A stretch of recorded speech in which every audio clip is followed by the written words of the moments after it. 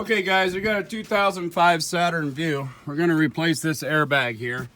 And there's lots of videos online that show the little clips on the side. But if you're watching this video, yours does not have the holes. So let me show you what you're going to do. Line up the steering wheel to where you can see the square hole back here. Let me see if I can get a good light on it. Right there.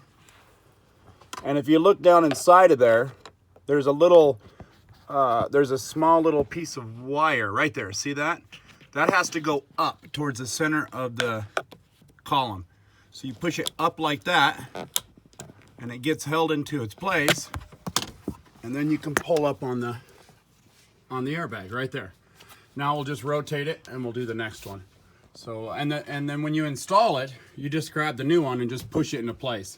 But make sure your battery is disconnected, and then after you pull these three, unplug your two pigtails, and then you just plug in the pigtails and snap it into place. You probably hear the horn if you have it connected, but leave your battery connected or go to your fuse panel and pull your airbag relay. That'll help too, or fuse.